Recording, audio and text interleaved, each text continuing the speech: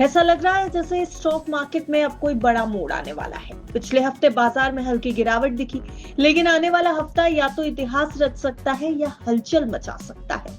एक तरफ जहां अमेरिकी टैरिफ की डेडलाइन बाजार की धड़कनें बढ़ा रही है, वहीं दूसरी तरफ दिग्गज कंपनियों के नतीजे ट्रेंड बदल सकते हैं। एक तरफ टीसीएस एवेन्यू सुपरमार्ट्स जैसी कंपनियों के नतीजे और दूसरी तरफ एफओएमसी मिनट्स जैसी बड़ी घटनाओं से यह हफ्ता सिर्फ भारतीय नहीं बल्कि ग्लोबल मार्केट के लिए भी टर्निंग पॉइंट बन सकता है। तो आने वाले हफ्ते में शेयर बाजार में क्या कुछ होगा, ग्लोबल मार्केट्स में और इसके साथ ही साथ भारतीय शेयर बाजार में क्या रिएक्शंस और क्या ट्रेंड्स देखने को मिलेंगे, ये सब कुछ इस वीडियो में समझने की कोशिश करेंगे। लेकिन एक नजर पहले डाल लीजिए बीते हफ्ते के कुछ जरूरी आंकड़ों पर, जिससे ये समझ में आए कि अब तक बाजार ने किस तरह की चाल दिखाई है। तो बीते हफ्ते की अगर बात करें तो निफ्टी बैंक निफ्टी दोनों में ही हल्की गिरावट दिखाई दी। 25,461 के लेवल पर निफ्टी क्लोजिंग देखे गया और यहां पर 0.69% की गिरावट थी।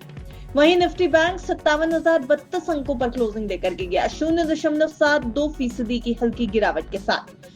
और अगर आप सेक्टोरल इंडिसेस पर नजर डालें तो फार्मा, पीएसयू बैंक और आईटी में अच्छी तेजी नजर आई। वहीं रियलिटी, फाइनेंशियल सर्विसेज और प्राइवेट बैंक्स गिरावट दिखाते दिखाई दिए। प्राइवेट बैंक्स में लगभग 2%, फाइनेंशियल सर्विसेज में लगभग 2% और रियलिटी में लगभग 2.5% के आसपास की गिरावट दिखाई दी। वहीं फार्मा में 2% से ज्यादा की बढ़त और पीएसयू बैंक में 2% की बढ़त दिखाई दी।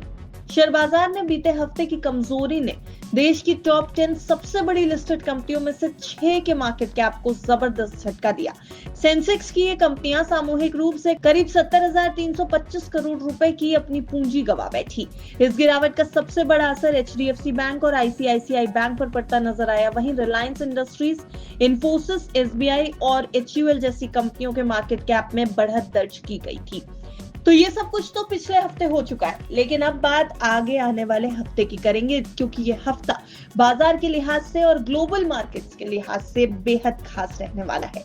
अगला हफ्ता दर्जनों देशों की स्टॉक मार्केट के लिए जरूरी माना जा रहा है। अमेरिकी राष्ट्रपति डोनाल्ड ट्रंप की ओर से घोषित रेसिप्रोकल टैरिफ की 90 दिन की सस्पेंशन 9 जुलाई को खत्म हो रही है। उन्होंने कहा है कि ट्रेड पर बातचीत के दौरान पॉजिटिव रिजल्ट से बाजार की धारणा में और सुधार हो सकता है।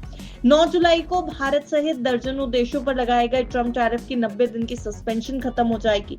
निफ्टी अभी तक 25,600 के ऊपर 4 सत्रों से नहीं टिका है, लेकिन अब 25,600 के ऊपर अगर निफ्टी चला गया तो बाजार में गदर हो जाएगा। निफ्टी पर 25,550, 25,600 का रेजिस्टेंस जोन देखा जा रहा है। इसके नीचे 25,280, 25,200 का सपोर्ट जोन भी दिखाई दे रहा है। और इसके अलावा जो बाजार के लिए बड़ा ट्रिगर होगा वो होगा Q1 नतीजों का, यानी बड़ी कंपनियां जब अपने रिजल्ट जारी करने वाली हैं। वित्त वर्ष 2026 की पहली तिमाही के नतीजे वो बाजार के लिए एक ट्रेंड सेटर साबित हो सकते हैं और बाजार की दशा और दिशा तय करने में अहम भूमिका भी निभा सकते हैं। एक्सपर्ट्स का कहना है कि आईटी दिग्गज टीसीएस के पहले तिमाही के नतीजे और विदेशी फंड की चाल भी बाजार पर धारणा को प्रभावित करेगी।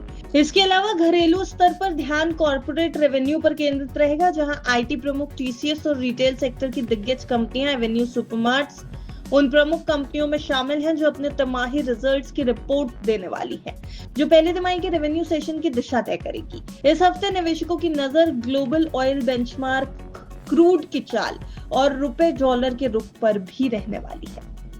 बाजार के लिए कुछ पॉजिटिव पॉइंट्स भी नजर आ रहे हैं। ओपेक प्लस देश अगस्त से तेल प्रोडक्शन 5,48,000 बैरल प्रतिदिन बढ़ाने वाले हैं और प्रोडक्शन बढ़ने से कच्चे तेल की कीमतों में जो उछाल आया हुआ है वो थम जाएगा। फिलहाल अगर देखा जाए तो ब्रेंट क्रूड का भाव $66 प्रति बैरल के करीब है, लेकिन अगर ये प्रोडक्शन बढ़ाया जाता है तो ये भाव और नीचे आ सकता है। बीते हफ्ते डॉलर के मुकाबले रुपए में मजबूती जरूर दिखाई दी है। ट्रेड डील हो गई तो रुपए को और भी ज्यादा मजबूती मिलेगी और यह बाजार के लिए एक पॉजिटिव ट्रिगर का काम करेगा। अमेरिका में बेहतर जॉब डेटा और यूएस मार्केट्स में तेजी भी भारतीय बाजार के ऊपर एक पॉजिटिव इंपैक्ट डालती नजर आएगी और अगले हफ्ते इसका फायदा भी भारतीय शेयर बाजार को मिलेगा। लेकिन कुछ नेगेटिव ट्रिगर्स हैं जो बाजार के लिए एक बड़ी चिंता की बात भी है। भारत यूएस ट्रेड डील पर अभी भी अनिश्चितता बरकरार है, अनसर्टेनिटी बरकरार है, अभी भी कोई बड़ा फैसला नहीं आया है। 9 जुलाई को ट्रंप के टैरिफ की डेडलाइन खत्म हो रही है और उससे पहले ट्रेड डील को लेकर के अगर कोई बड़ा फैसला भारत के पक्ष में नहीं होता है तो बाजार के लिए ये एक नेगेटिव ट्रिगर हो जाएगा। एफआईआईज की तरफ से बाजार में अभी भी बिकवाली जारी है। जुलाई में अब तक एफआईआईज की 5,773 करोड़ रुपए की बिकवाली हो चुकी है। तो कुल मिलाकर 25,600 के ऊपर निकला तो निफ्टी मचाएगा गदर, लेकिन नीचे फिसला तो गिरावट की खाई में फिसल जाएगा बाजार। Q1 रिजल्ट्स यानी पहली तिमाही के नतीजे, ग्लोबल टैरिफ वॉर और डॉलर की चाल, इन तीनों के इर्द गिर्द अगले हफ्ते घूमेगी बाजार की किस्मत। और निवेश करने से पहले इस हफ्ते की हर बड़ी खबर पे नजर रखने की एक्सपर्ट्स सलाह दे रहे हैं, क्योंकि छोटी सी चिंगारी भी एक बड़ा तूफान बाजार के लिए बन सकती है।